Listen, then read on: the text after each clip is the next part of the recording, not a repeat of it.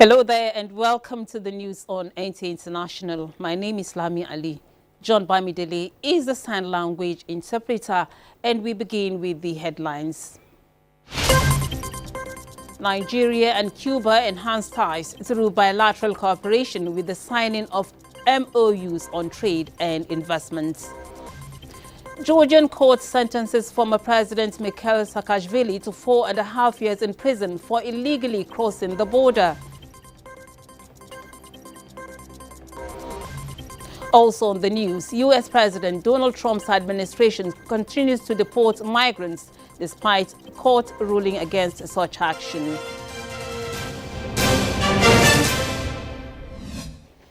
Nigeria and Cuba have taken a bold move to strengthen diplomatic and economic ties with a renewed focus on healthcare, education and trade.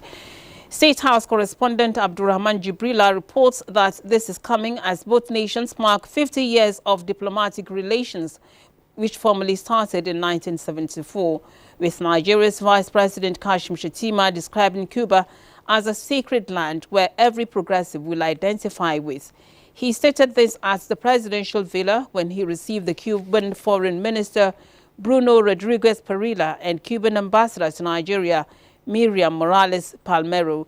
The vice president noted that there were cultural and ancestral ties between Nigeria and Cuba, saying a significant percentage of Cuba's population have African roots, many of whom trace their lineage to Nigeria. He assured the Cuban delegation that Nigeria would continue to honor its commitments and seek ways to bolster partnerships, particularly in healthcare and vaccine developments. The Cuban Foreign Minister Bruno Rodriguez Parilla outlined the enduring friendship between Nigeria and Cuba, with events marking the 50th anniversary of diplomatic relations. Nigeria and Cuba are enhancing ties through bilateral cooperation by signing MOUs on trade and investments. To further strengthen this cooperation, additional areas will be explored to leverage various key sectors of both nations' economies. Garba Nata'ala reports. For Nigeria, this is a welcome development. This agreement reached marks a new era of relations with the Republic of Cuba, following the visit of the Cuban Foreign Minister Bruno Eduardo Rodriguez Parilla. The Memorandum of Understanding focuses on trade, investment, and the health sector. With regards to research, with regards to science, with regards to technology, and this is something that Nigeria is keenly looking forward to working together with Cuba towards actualizing. And we have been exchange views on this matter in order to explore some new interests and consolidate the current ones. The relationship between Nigeria and Cuba spans over decades, but diplomatically established in 1974, built on mutual respect, cultural affinity and cooperation. Both nations are committed to promoting peace and stability on a multilateral level. Over the years, trade volume between Cuba and Nigeria has been increasing, primarily driven by medical supplies exported to Nigeria. With the new MOU in place, even greater trade is anticipated. In Abuja, Garba Muhammad Atala, NTA News. Now, EU foreign ministers meet in Brussels to discuss Ukraine and Syria, just as Russian President Putin and his U.S. counterpart Trump plan to speak on Tuesday about the war in Ukraine. Uche Ugochukwu tells us more. European Union foreign ministers gathered on Monday in Brussels for their first meeting of the year, chaired by the bloc's foreign policy chief Kaja Kallas. The agenda included discussions on easing sanctions against Syria, tensions with Russia in the Baltic Sea, and support for Ukraine. In the same vein, Germany pledged an additional 300 million euros in aid to support Syrians ahead of an EU donor drive to raise funds after the ouster of Bashir al-Assad. Das ist eine historische Chance. Es ist eine Mammutaufgabe. German Foreign Minister Annalena Baerbock said Germany will provide the United Nations and selected organizations with a further 300 million euros for the peaceful process and for the people in Syria and in the region. Meanwhile, as efforts continue to end the war in Ukraine, U.S. President Donald Trump is scheduled to speak with Russian President Vladimir Putin on Tuesday, a move that could represent a possible turning point in the conflict and an opportunity for Trump to continue reorientating American foreign policy. It was before the wars, you know. And we'll be talking about land, we'll be talking about... President Trump disclosed the upcoming conversation to reporters on a flight from Florida to Washington, while the Kremlin confirmed Putin's participation. Uche Ugochukwu, NTA News. Now, the Trump administration has transferred hundreds of immigrants to El Salvador, even as a federal judge issued an order temporarily barring the deportations under an 18th century wartime declaration targeting Venezuelan gang members. U.S. District Judge James Boasberg issued an order temporarily blocking the deportations, but lawyers told him there were already 2 planes with immigrants, one headed for El Salvador, the other for Honduras. Boasberg verbally ordered the planes to be turned around, but they were not, and he did not include the directive in his written order. White House Press Secretary Caroline Leavitt, in a statement, responded to speculation about whether the administration was flouting court orders. She says the administration did not refuse to comply with a court order, adding that it had no lawful basis and was issued after a terrorist trend gang had already been removed from U.S. territory. The Tren de Aragua gang, which Trump targeted in his unusual proclamation in a court filing, the Department of Justice, which has appealed Boasberg's decision, said it would not use the Trump proclamation, which he blocked, for further deportations if his decision is not overturned. China has announced a wide-ranging special action plan to promote domestic spending in an effort to counter the economic impact of tariffs imposed on it by U.S. President Donald Trump. Uche Ugochukwu has details. The initiative, reports say, is ambitious but not specific. It covers everything from boosting people's incomes to establishing a childcare subsidy system and expanding Cash for Clunkers program to trade in old goods like cars and electronics.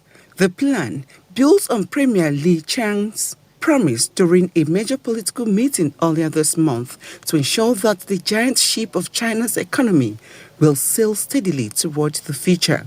He had set an ambitious growth target of about 5% for 2025. At a news conference on Monday to answer questions about the plan, Deputy Director of the National Development and Reform Commission, Li Shonglin, acknowledged that consumer confidence remained weak. Besides suffering from low consumer confidence, China faces economic problems such as an uncertain employment outlook and a prolonged property sector downturn.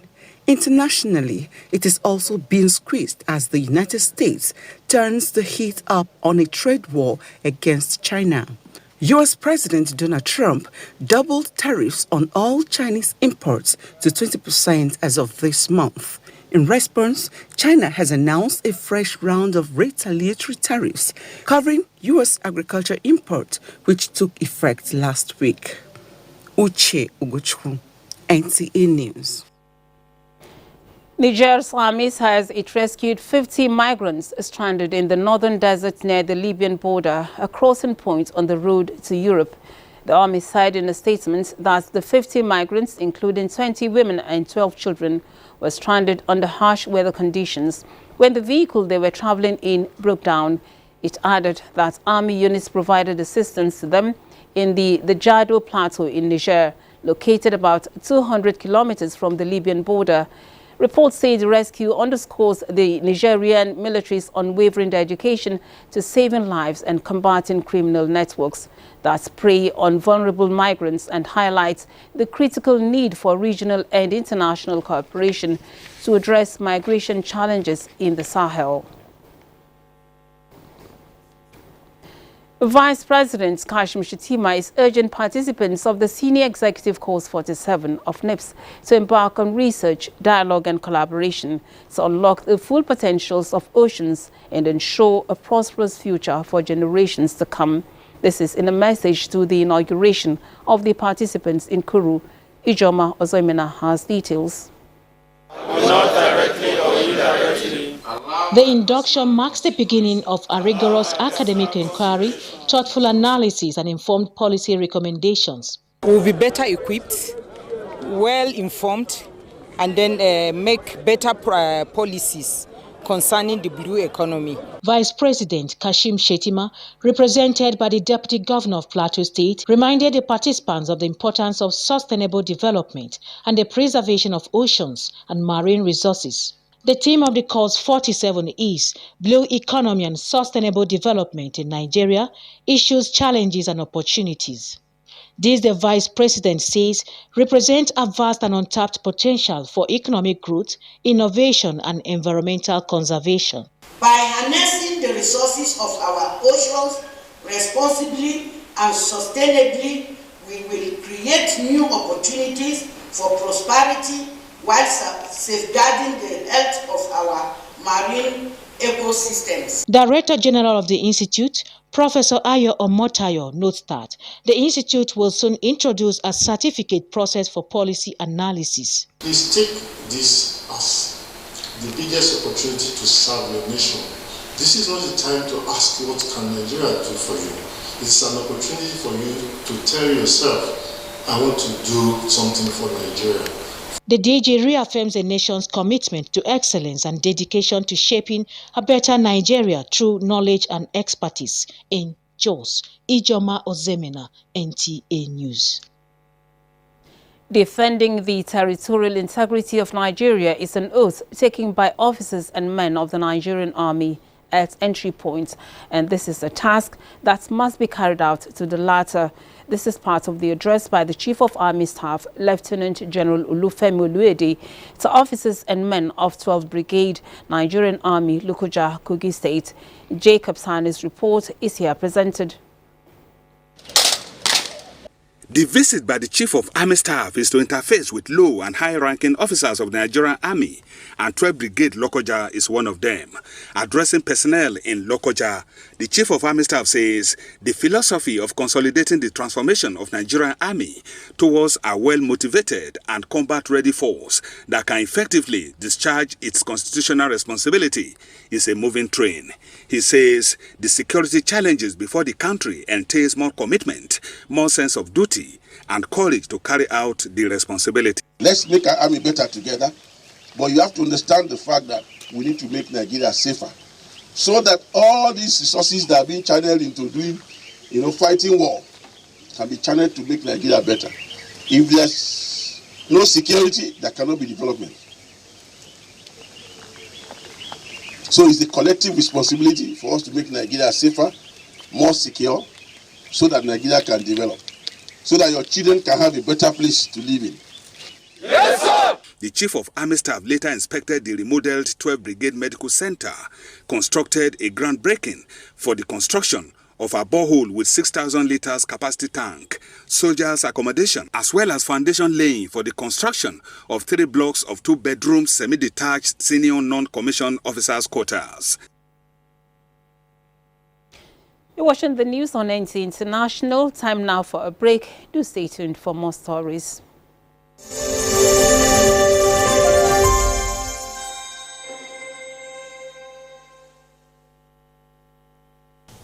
I am Oluremi Tinubu, the global and national Stop TB champion. Many people have asked why I've chosen to champion the fight against a disease like tuberculosis. My reason stems from a deep personal experience. I once had a friend who unfortunately fell ill and concealed the nature of his sickness until it was too late. Eventually, after he passed, we discovered he had tuberculosis. Sadly, due to the stigma and discrimination surrounding the disease, he would not speak up or seek for help. His death was a painful reminder that we could have intervened and saved a life if only we had known earlier. Tuberculosis is an airborne disease that primarily affects the lungs, but can also impact other parts of the body.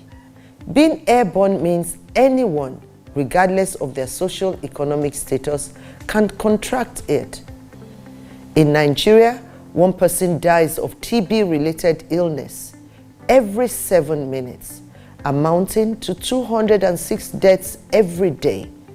Globally, one person succumbs to TB every 25 seconds, which is a staggering 3,456 lives lost daily. These deaths are entirely preventable because TB is curable if detected and treated early. If you or someone you know has been coughing for 2 weeks or more, coughing up blood, experiencing night sweats, or losing weight drastically, it might be TB. Please visit the nearest government hospital or primary health care center for proper diagnosis and treatment. TB treatment is free in all government and some private health facilities. Let us also remember not to stigmatize or discriminate against TB patients or those who have been treated for TB. Individuals who have been cured of TB cannot infect others. I call on all stakeholders, especially the private sector, to join us in the fight to end TB in Nigeria. Together, we can make a difference. Remember, TB anywhere is TB everywhere. End TB by 2030. Yes, we can.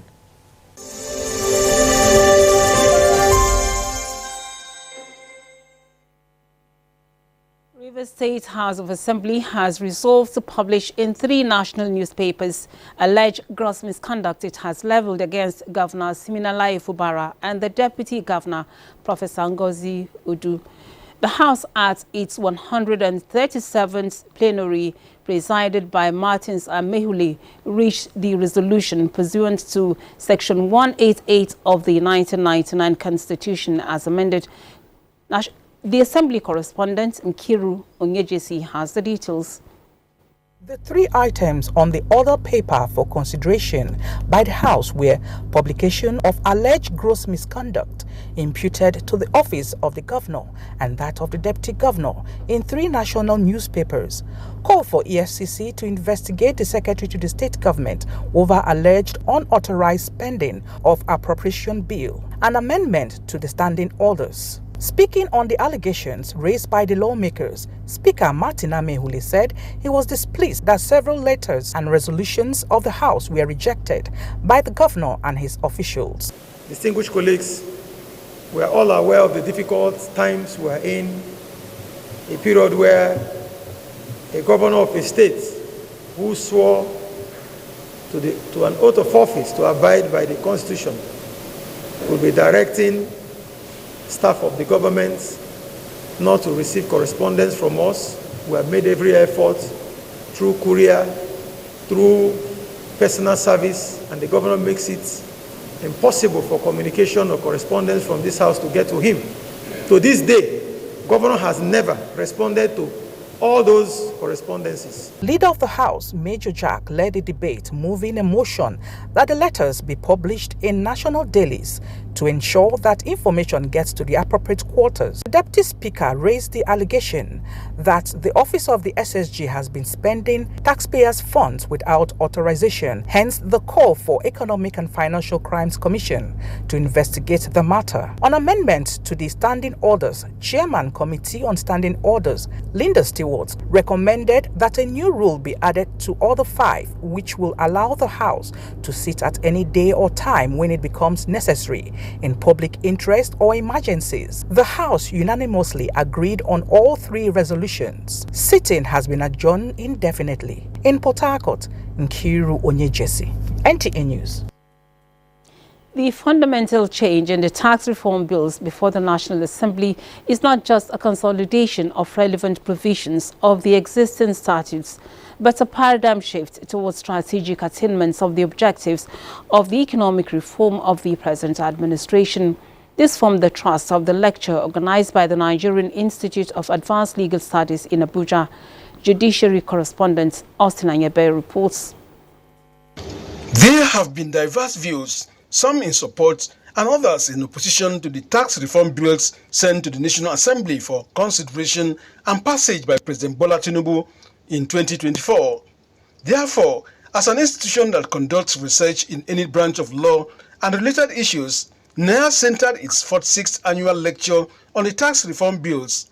Guest lecturer Professor Abiola Sani, Dean of Law, University of Lagos, speaking on the topic, Dynamics of Poverty, Tax Reform Bills and National Development in Nigeria, said there are lots of positives inherent in the bill as extolled and supported by the Governors Forum. If you want to know the rate of the imposition of CGT or stamp duties or VAT, you will see all this now in only one statute.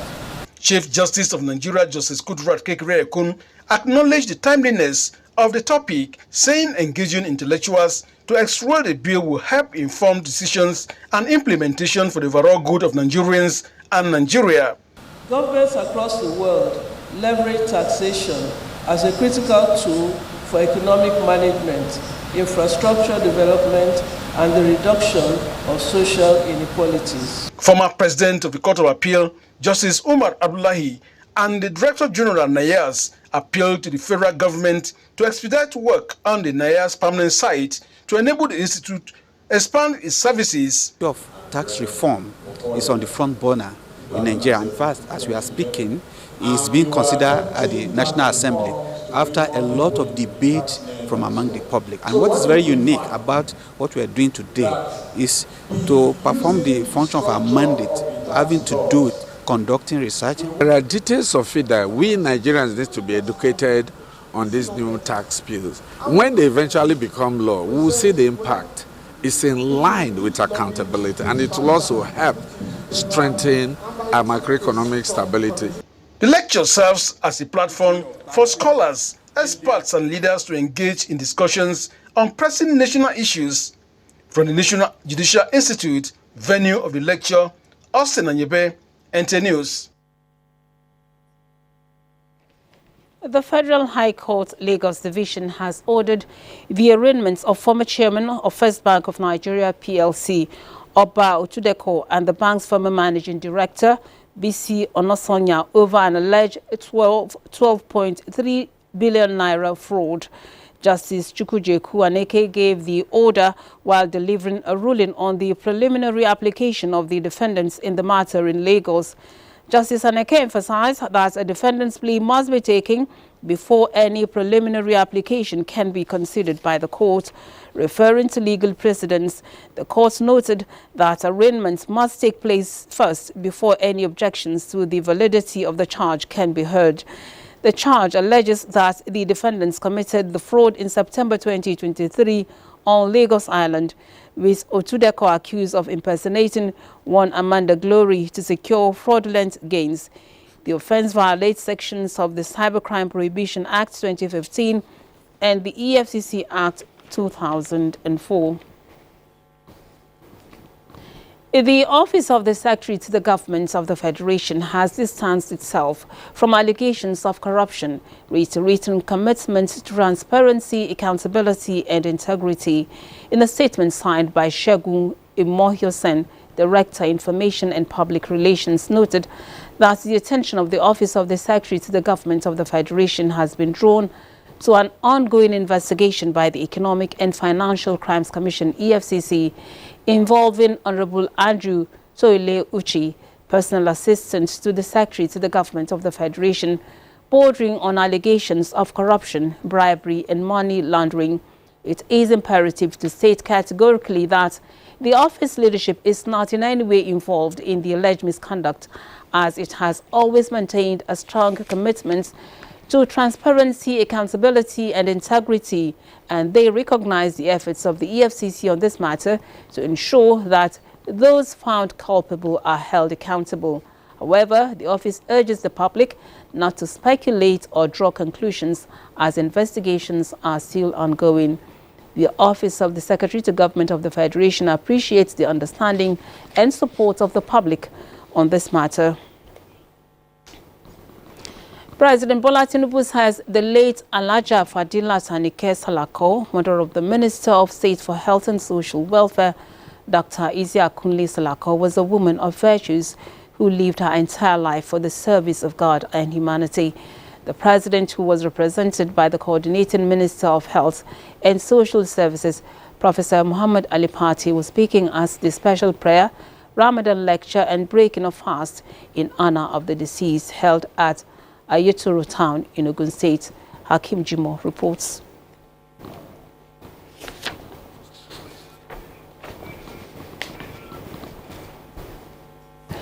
The report is still being put together. We shall bring it to you in subsequent bulletin. Time now to look at the weather prospect for Tuesday in Nigeria and some parts of the world.